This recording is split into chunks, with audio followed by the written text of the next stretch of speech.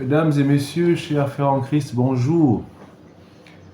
Je suis heureux de vous voir aujourd'hui, de vous entretenir aujourd'hui sur le Big Bang et l'Obuti. Pourquoi? Parce que je me suis rendu compte que les informations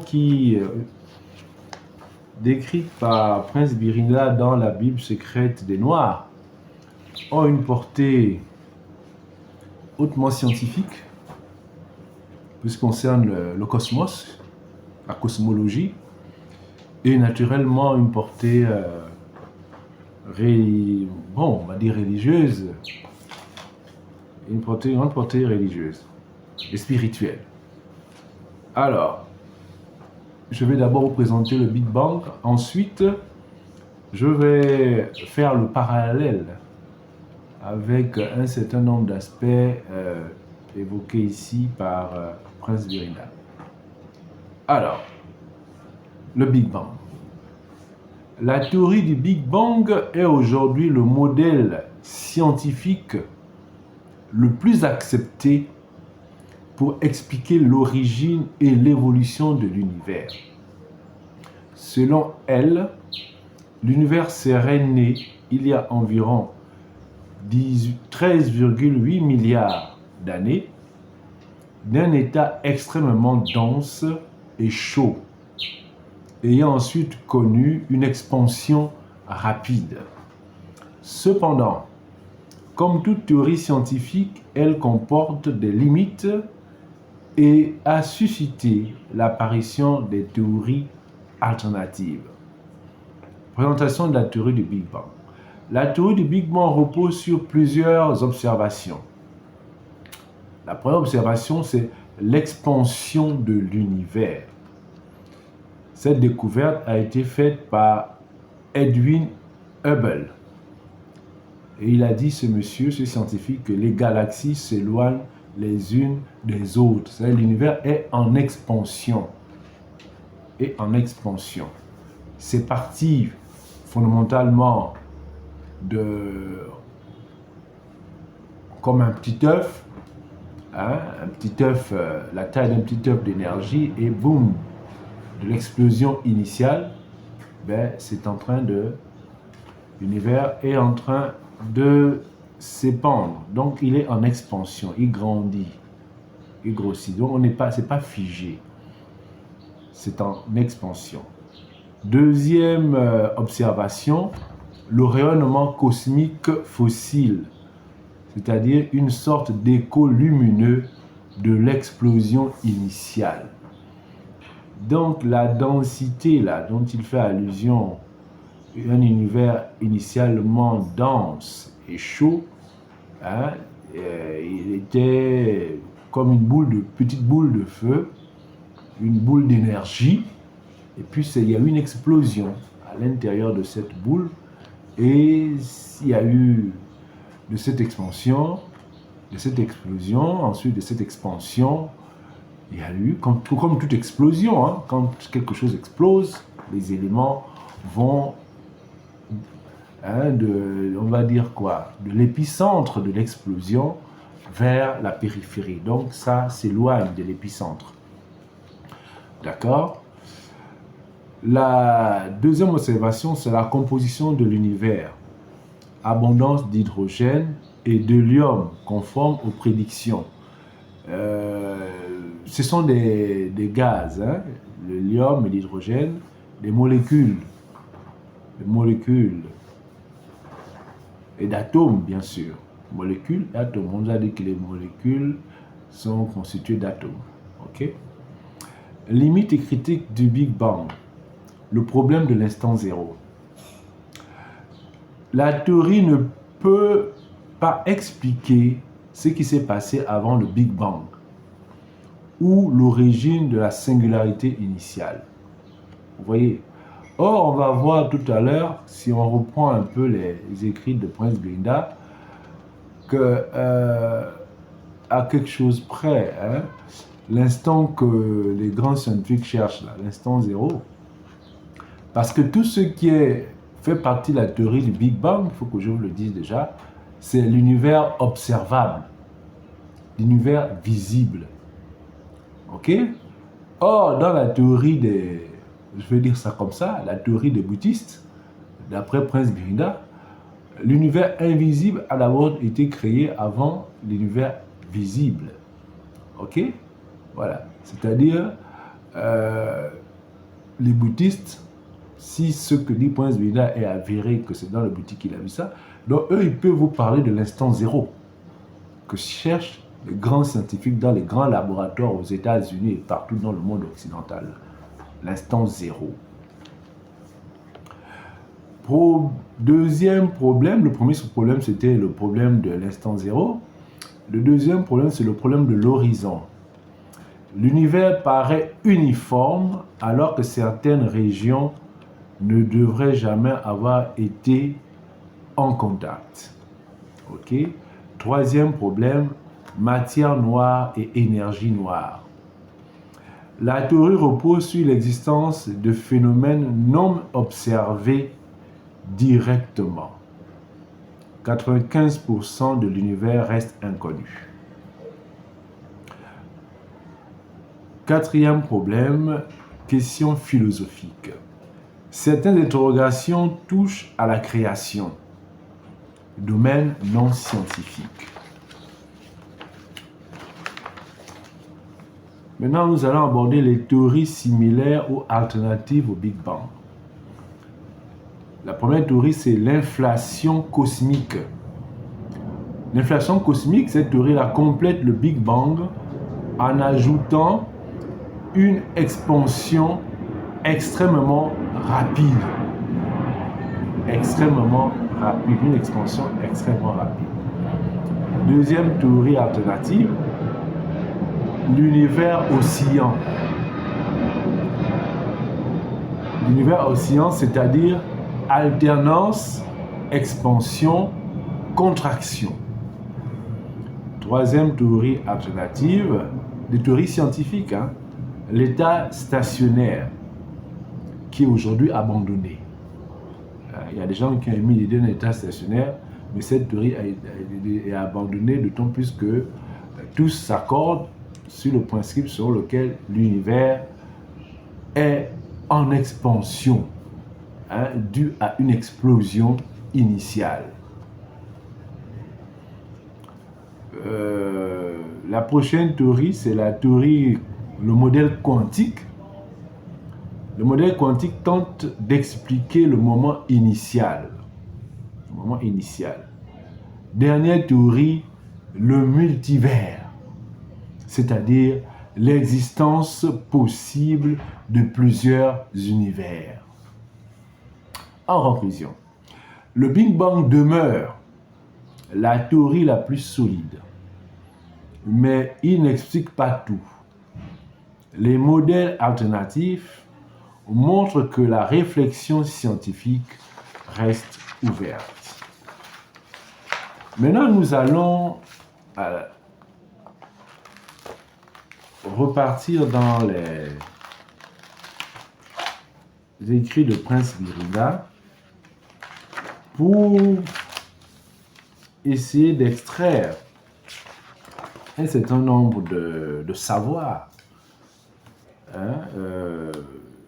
qui, quand vous regardez bien, quand vous analysez bien,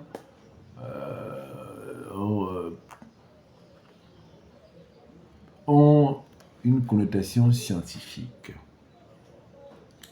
Alors, nous sommes à la page 73. Page 73. Et à la page 73, vous allez voir apparaître quelque chose qui ressemble au multivers auquel les scientifiques font allusion. Les grands scientifiques dans les grands laboratoires occidentaux. Alors, à la page 73, concernant le chapitre 5, l'ordre nouveau, Prince Birida dit ceci. Mukuku Kanza divisa l'atmosphère en 3 régions. Chaque région en 3 sphères et chaque sphère en 3 royaumes distincts. Ok?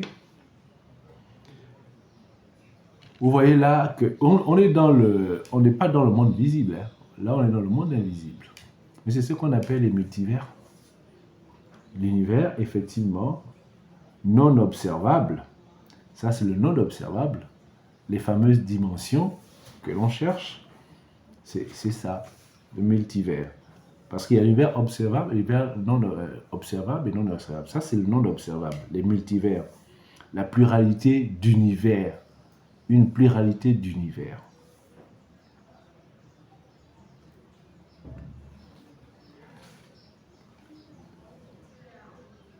Alors, il poursuit en disant « La région céleste fut réservée aux dieux de la hauteur et aux âmes évoluées. La région de l'étendue aux génies et aux âmes en évolution. La région inférieure aux êtres, aux autres dieux et aux âmes inférieures en devenir potentiel. » Givangvang dota chaque royaume d'un Kombé et d'une Gondé, respectivement, affectés au jour, c'est-à-dire Kombé, le soleil, affecté au jour, et Gondé, la lune, affectée à la nuit. Là, c'est ce que l'on peut identifier comme la pluralité des systèmes. Nous appartenons au système solaire. Ok, donc nous avons notre Kombé, si je reprends le langage de Prince Birinda, nous avons notre soleil, nous avons notre lune. Maintenant, les autres étoiles que vous voyez, quand vous voyez la nuit, il y a les étoiles là, le soleil en lui-même est une étoile. Hein? Et autour du soleil, il y a une organisation.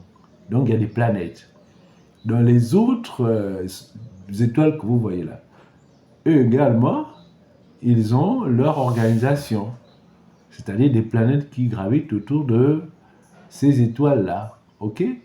Mais c'est ce dont Prince Birinda parle ici, en disant, quand il dit Givangvanga dota chaque royaume d'un Kombé et d'un Gondé, respectivement attachés au jour et à la nuit, d'une loi particulière et de conditions de vie particulières, et de 4 éléments particuliers. Après un temps et un espace, le deuxième s'acheva. Vous voyez, là, il parle de la pluralité des systèmes. La pluralité des systèmes. Et ça, les scientifiques l'ont déjà observé avec les télescopes, qu'il y a une pluralité de systèmes. Nous, nous sommes dans le système solaire, et puis il y a d'autres systèmes. Ok? Le soleil étant notre étoile. Voilà. Givangvanga s'occupa exclusivement de la région céleste qui divisait en 3 sphères et chaque sphère en 3 royaumes afin de servir de modèle aux autres régions. La première sphère fut réservée aux divinités supérieures de la région céleste. Le premier royaume appartient de droit au monarque des cieux, le deuxième royaume à la mère céleste, le troisième royaume au prince céleste. La deuxième sphère fut réservée aux dieux, anges et âmes bienheureuses de la région céleste. Le premier royaume aux dieux célestes, le deuxième royaume aux anges célestes, le troisième royaume aux âmes célestes. On avait déjà vu la pluralité des races. La pluralité des races. On avait dit à la page 66 qu'au départ, il y a eu 4 races. La race des dieux. La race au sens scientifique du terme. Nous faisons partie de la race humaine. De la race humaine. Mais il y a d'autres races. Bon, des races extraterrestres, alors on va dire. Il y a d'autres races. Dans ces races extraterrestres, si on suit bien le propos de Prince Birinda, il y a la race des dieux, la race des fils de Dieu, la race des demi-dieux et la race des âmes, filles de la nuit. Ça, ce sont les 4 premières races créées au départ. Maintenant, vous avez les races qui sont nées des unions de demi-dieux et des âmes, ça crée la race des génies, et l'union des génies et des âmes a créé la race des anges. Ça fait 6 races. Maintenant, nous les êtres humains, nous faisons partie de la 7e race. De la 7e race, créée par Guru Kansa lui-même. D'accord? Voilà ce que je tenais à vous dire pour ce qui concerne le multivers, les univers pluriels et les systèmes pluriels. Les systèmes. Multivers, j'entends par multivers tout ce qui est dans le plan subtil, non visible, non observable à l'œil nu. Hein? Ça peut être peut-être observé par d'autres instruments scientifiques, voilà, ou bien, on va dire quoi, capté par d'autres instruments physiques, instruments scientifiques. Maintenant, vous avez aussi le système observable, qui est l'univers observable, parce qu'il y a l'univers non observable, invisible, et l'univers observable, visible. D'accord? Voilà. Je voulais également aborder justement le Big Bang. Voilà des traces de Big Bang dans les écrits de Prince Birinda. C'est-à-dire le fait que l'univers soit en expansion. En expansion. Prince Birinda dit ceci à la page 77, en parlant de la Terre.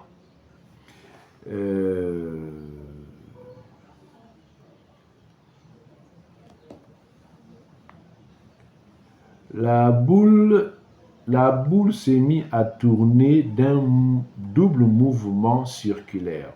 Une planète habitable venait d'être créée, un protoplasme flottant sur le protoplasme cosmique, flottant tel un vaisseau géant, mu par ses propres machines et poussé par le courant de l'océan sur lequel il repose. Vous voyez, c'est vrai que c'est une formule poétique de ce qu'il voit, qu'il perçoit, mais dans cette formule poétique-là, il faut voir, moi je n'étais pas très fort en commentaires composés en français, mais regardez ce qu'il dit. C'est un vaisseau, un navire, il flotte, donc il y a un mouvement, il flotte vers une direction. Indépendamment du mouvement de rotation de la Terre sur son axe, autour de lui-même et autour du Soleil, il y a ce mouvement de quelque chose qui flotte comme un navire. Ok? Il flotte sur l'océan cosmique. Donc il y a un mouvement. Quand un navire avance, il avance. Hein, il ne tourne pas. Ce n'est pas une rotation. Hein, flotter sur un océan, ce n'est pas un mouvement de rotation. C'est ce que je veux vous dire. Le mouvement de rotation, c'est tourner. Tourner sur lui-même. La Terre tourne sur elle-même. Ok, ça c'est la rotation. Et sur son axe, tourne autour du Soleil. Ça c'est la révolution. Maintenant, il y a un autre mouvement dans l'océan cosmique qui est un mouvement, nous on parlera en science, qui ressemble à un mouvement rectiligne. Hein? Un mouvement rectiligne ou bien curviligne. Ok? Ce mouvement-là, hein, qui est plus ou moins rectiligne ou curviligne, en tout cas un mélange entre le mouvement rectiligne et le fait de tourner, bien, ce mouvement-là, c'est le mouvement qu'on peut dire qui est dû à l'expansion de la Terre, plutôt de l'univers, à l'expansion de l'univers, tel que ça a été décrit dans le Big Bang, l'univers est en expansion. Ok? Il érigea, à la page 78, il dit, c'est Prince Birinda, il érigea la Terre comme une barque d'agrément servant à traverser. Vous traversez comment? Quel est le mouvement qui permet de traverser? Ce n'est pas la rotation qui permet de traverser quelque chose. Il faut un mouvement de progression dans une direction, qui est un mouvement qui est très proche du mouvement rectiligne, ou les mouvements apparentés, hein, qui est un mouvement d'expansion. Un mouvement d'expansion. Voilà, vous voyez là que, quelque part, en des termes simples et poétiques, M. Prince Birinda vient de dire que l'univers est en expansion. Ce qui fait partie de la grande théorie du Big Bang. Une théorie chère aux grands scientifiques occidentaux dans leurs laboratoires sophistiqués. Alors que les bouddhistes voient ça dans la forêt là-bas, dans le Banja, dans le Njimba. C'est incroyable. Ce qui m'amène à dire ceci. Si c'est avéré, je sais que les bouddhistes, on en parle, hein, même mes mamans qui sont des initiés, et puis des bouddhistes m'ont toujours dit qu'effectivement, eux, quand ils font les initiations, et c'est le frère, ils arrivent à voir, c'est vrai que le bouddhiste a la connaissance de soi et de l'univers, visible et invisible, hein, donc ils arrivent à voir l'infiniment petit, l'infiniment grand, en tout cas l'organisation du cosmos, la cosmologie.